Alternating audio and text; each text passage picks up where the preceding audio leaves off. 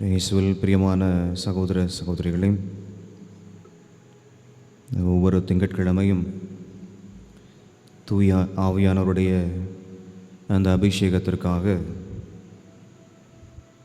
நவநாளாக திருப்பலியிலே பங்கெடுத்து கொண்டிருக்கிறோம்.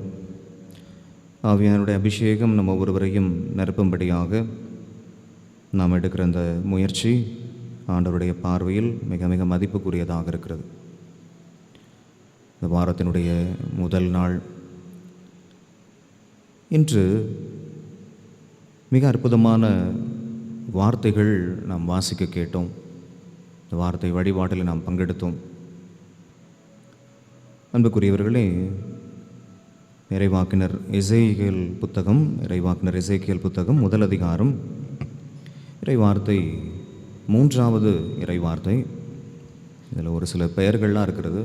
பெயர்கள் அல்ல, மாறாக அதில் வரக்கூடிய முக்கியமான ஒரு செய்தியை ஆண்டவர் இந்த நாளிலே வார்த்தை வழியாக நம்ம கொடுக்கிறார். இறைவாக்கினர் எசேக்கியேல் வழியாக நம்ம ஒவ்வொருவருக்கும் அதை விளக்கி கொடுக்கிறார். இறைவாக்கினர் எசேக்கியேல் புத்தகம் முதல் அதிகாரம் 3வது இறைவார்த்தை, புக் ஆஃப் எசேக்கியேல் சாப்டர் 1 verse 3 எடுத்து நாம் வாசிப்போம்.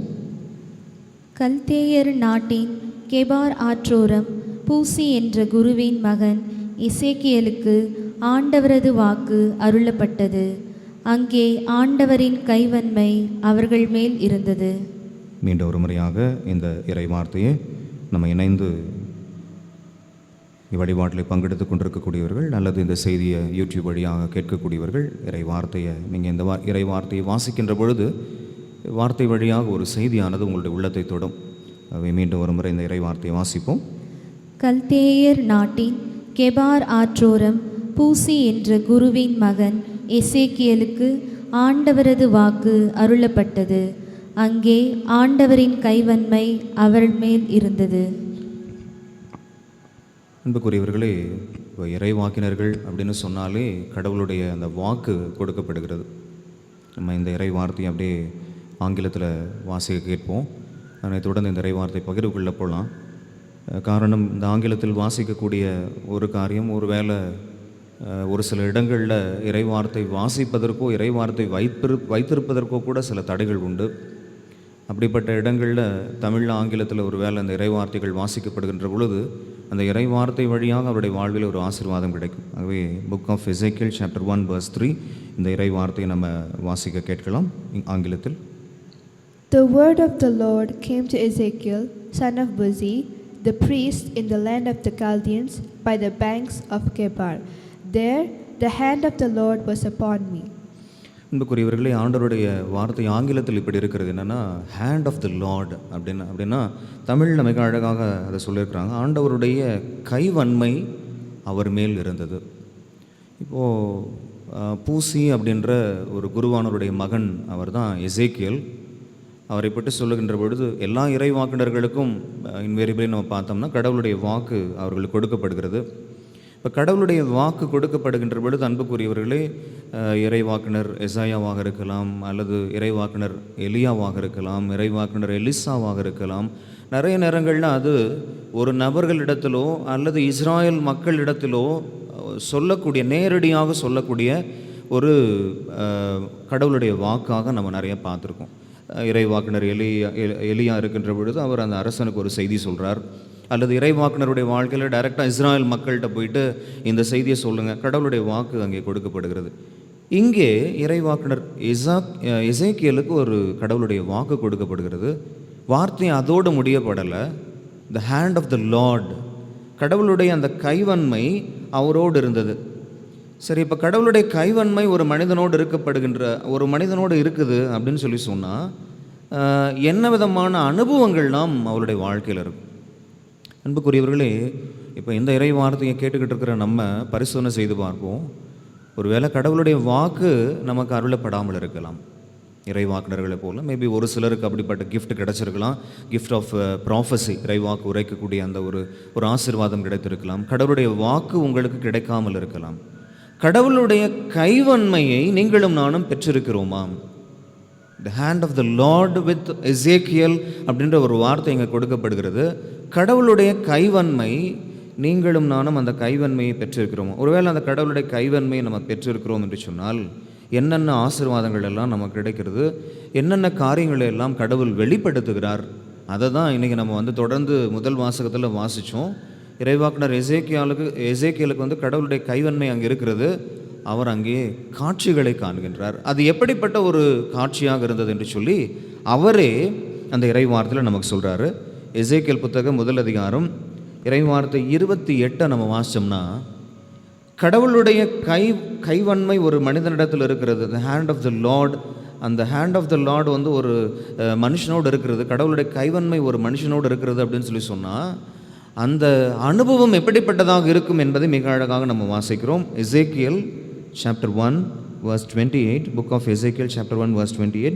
எசேக்கியல் புத்தகம் முதல் அதிகாரம் 28வது இறை வார்த்தையில் இந்த இறை வார்த்தையை குறித்த அந்த தெளிவை நம்ம வாசிக்கலாம். சூழ்ந்திருந்த ஒளியும் கார்கால மேகத்தின் இடையே காணப்படும் வானவில் போன்று தோன்றியது. அது ஆண்டவரது மாட்சிமிகு சாயலின் காட்சி. ஆங்கிலத்தில் வாசிப்போம் இந்த இறை வார்த்தையை. The surrounding light was like a rainbow in the clouds after a day of rain.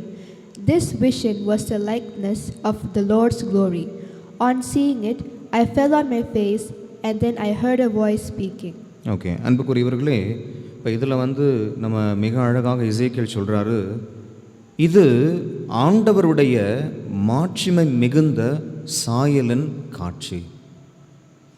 இது ஆண்டவருடைய மாட்சிமை மிகுந்த சாயலின் காட்சி. அன்புக்குரியவர்களே, இப்போது ஆண்டவருடைய கைவன்மை திருமுழுக்கு பெற்றிருக்கிற நீங்களும் நானும், அல்லது ஆண்டவர் இயேசுவின் மேலே முழுமையாக விசுவாசம் கொண்டிருக்கிற நீங்களும் நானும், ஆண்டவருடைய கைவன்மை உங்களோடும் என்னோடும் இருக்கிறதா?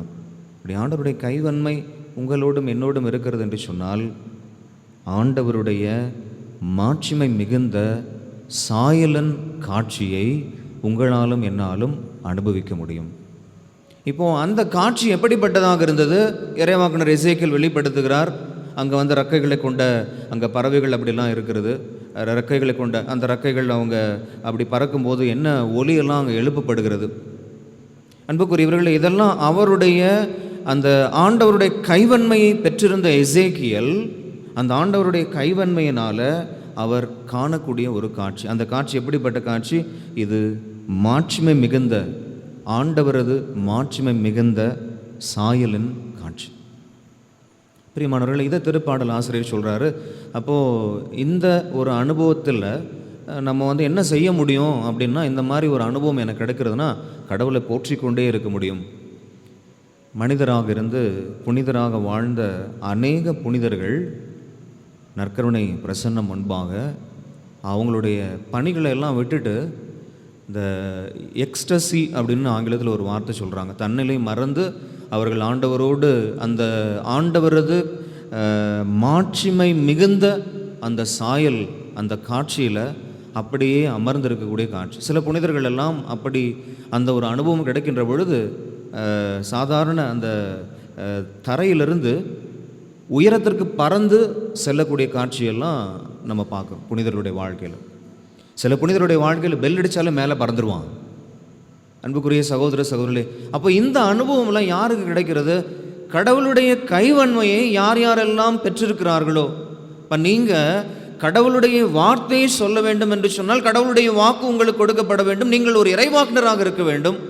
ஆனால் திருமுழுக்கு பெற்றிருக்கக்கூடிய கடவுளோடு நெருங்கிய உறவு கொண்டிருக்கக்கூடிய மனிதர்களுக்கு எசேக்கியேல் இறைவாக்குனருக்கு சொல்கிறார், இது ஏதோ எனக்கு மட்டும் இந்த அனுபவம் அல்ல, இந்த தூய ஆவியானவருடைய அபிஷேகம் எனக்கு வேண்டும் அப்படின்னு சொல்லக்கூடிய நபர்கள்.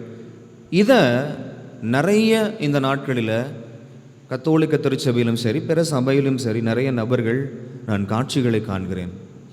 சில நேரங்களில் அதை உணர்ந்து கொள்கிறார்கள், சில நேரங்களில் அதை உணர்ந்து கொள்வதில்லை. சில நேரங்களில் அதை வந்து ஃபாதர் எங்களுக்கு இது போல் அனுபவங்கள் எல்லாம் நாங்கள் பார்க்குறோம். இங்கே திருப்பலியில் ஒப்பு கொடுத்து கொண்டிருக்கின்ற பொழுது என்னுடைய பங்கை சார்ந்த ஒரு நபர் வந்து சொல்கிறாரு, ஆண்டவர் இயேசுனுடைய அந்த தூய இரத்தமானது தெளிக்கப்படுவதை என்னால் உணர முடிகிறது.